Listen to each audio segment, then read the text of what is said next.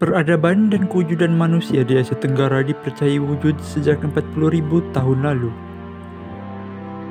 Ahli arkeologi telah menjumpai pelbagai jejak penempatan prasejarah di rantau Nusantara,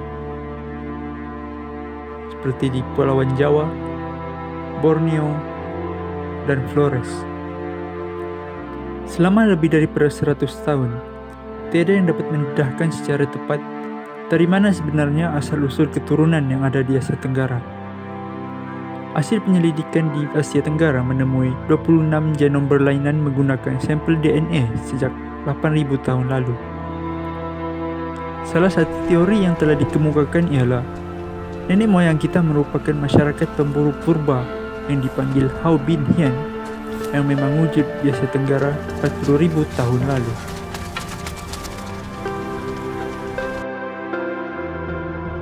Satu lagi teori berpendapat bahawa keturunan di Asia Tenggara merupakan petani yang berhijrah daripada kawasan tanah besar China yang menggantikan Hau Bin Hian.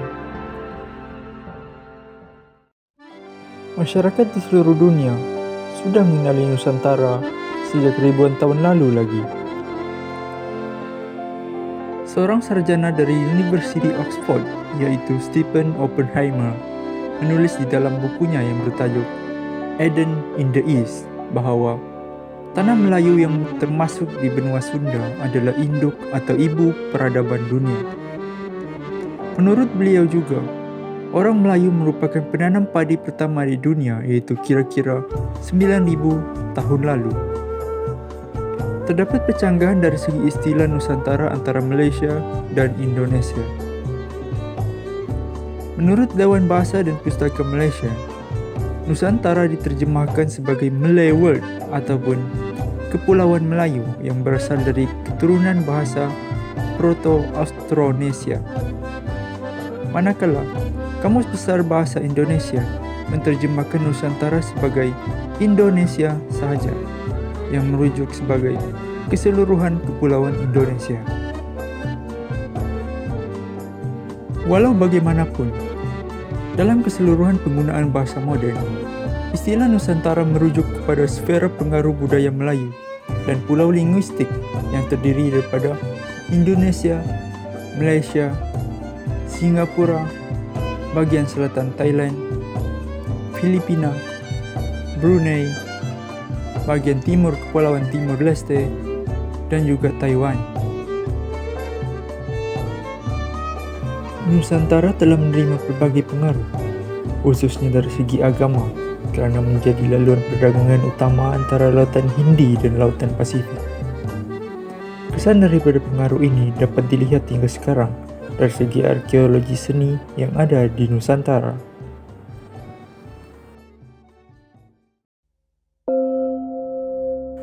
Antara pengaruh terawal yang ada di Nusantara merupakan agama Buddha. Pengembangan dakwah agama Buddha yang berpusat di Sri Lanka sampai ke Nusantara pada kurun ke-5 Masihi. Pada pertengahan kurun ke-6, muncul kerajaan Melayu Buddha di Nusantara, yaitu Kerajaan Sriwijaya. Sriwijaya adalah empire maritim yang terbesar pada masa itu di Nusantara. Kerajaan Sriwijaya inilah yang menjadi pusat pengembangan agama Buddha dan faktor terbesar dalam penyebaran Buddha di Nusantara dari abad ke-7 hingga abad ke-12 Masihi.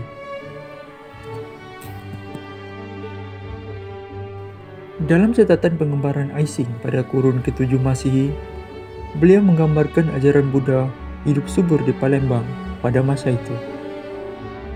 Terdapat banyak bukti arkeologi ditemui yang berkaitan dengan kerajaan Melayu Buddha Sriwijaya. Hasil daripada kajian terperinci yang dilakukan, bukti arkeologi berbentuk prasasti atau batu bersurat telah dijumpai di sekitar Nusantara, termasuklah di Palembang yang menjadi pusat pemerintahan pertama, yaitu Prasasti Talang Tuo dan Kedukan Bukit. Selain itu, 7 prasasti dijumpai di Jambi, yaitu Karang Brahi, Makara Solok Sipin, Makara 1 Kedaton, Makara 2 Kedaton, Mantram Budis Candi Gumpung, Gong Candi Kembar Batu, dan pipisan Koto Kandis. Malahan, terdapat juga prasasti Ligor yaitu di Nakhon Si Thammarat, Thailand sekarang. Selain prasasti, peninggalan paling terkenal kerajaan Sriwijaya yang menjadi kuil Buddha terbesar di dunia sekarang ialah Candi Borobudur. Candi ini dibina pada kurun ke-9 Masehi. Pada awal kurun ke-10 Masehi, ibu kota Sriwijaya telah berpindah ke Kedah. Dan pada masa inilah kerajaan Chola di India mula meluaskan empire-nya hingga ke Asia Tenggara dengan membawa pengaruh Hindu. Hingga kini, pengaruh agama Buddha masih jelas di Nusantara. Agama Buddha merupakan agama kedua terbesar di Malaysia dan agama ketiga terbesar di Indonesia. Selain daripada pengaruh agama Buddha, pengaruh agama Hindu merupakan pengaruh terawal di Nusantara. Kerajaan Hindu terawal yang terdapat di Nusantara adalah Kerajaan Kutai di Kalimantan Timur pada kurun ke-4 Masehi. Walau bagaimanapun, tidak banyak tinggalan arkeologi lain yang menunjukkan dan menceritakan kewujudan kerajaan ini, kecuali prasasti Yupa. Faktor terbesar yang menjadi titik tolak penyebaran pengaruh Hindu di Nusantara adalah peristiwa penaklukan kerajaan Chola ke atas Sriwijaya. Pada waktu inilah, kuil-kuil Hindu banyak dibina di sekitar Nusantara, termasuklah di Kedah yang merupakan pusat pemerintahan Sriwijaya pada waktu itu. Raja Rajendran Chola mengambil kesempatan ini untuk meneruskan proses pembuatan besi yang memang terkenal di Lembah Bujang pada waktu itu. Beliau juga menjadikan Kedah sebagai hub utama perdagangan maritim di Asia Tenggara hingga ke wilayah timur seperti China dan Jepun. Jika dilihat dari seni bina kuil Brihadeswara di Tanjau, India, yang suatu masa dahulu merupakan pusat pemerintahan kerajaan Chola, seni binanya lebih berseni dan halus, mirip dengan kuil yang dibina di Batu Cave. Ini menunjukkan pengaruh kerajaan Hindu Chola masih ada hingga sekarang. Seorang sejarawan British, yaitu R.O. Winstead, mendakwa bahawa pernah wujud tamadun Hindu di Kedah Tua. Pernyataan ini disebabkan oleh penemuan arkeologi di sekitar Lembah Bujang seperti Candi Bendang Dalam, Candi Bukit Batu Pahat, dan Candi Bukit Pendiat. Selepas zaman kegemilangan Sriwijaya berakhir, kerajaan terbesar yang menyebarkan pengaruh Hindu di Nusantara merupakan Kerajaan Majapahit. Kerajaan Majapahit adalah empire Jawa Hindu yang terbesar di Asia Tenggara pada hujung kurun ke-12 hingga kurun ke-15 Masehi.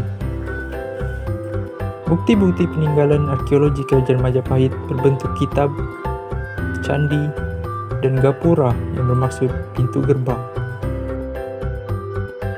Antaranya adalah kitab Negara Kertagama yang ditemui daripada manuskrip lama dengan tulisan Kawi.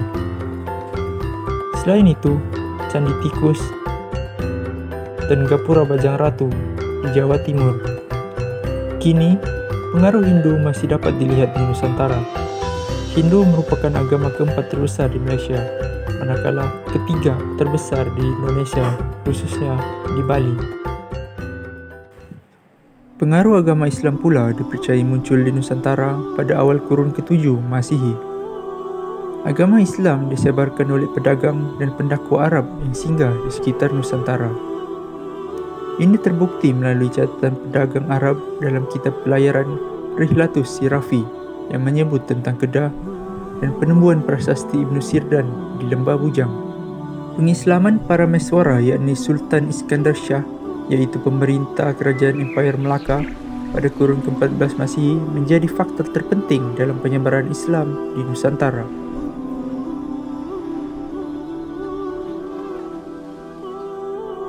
Sampai sekarang, Islam adalah agama utama di Nusantara, khususnya di Malaysia dan Indonesia. Indonesia juga merupakan negara dengan populasi Islam terbesar di dunia pada masa ini. Terdapat berbagai kronologi sejarah Nusantara dengan pelbagai naratif.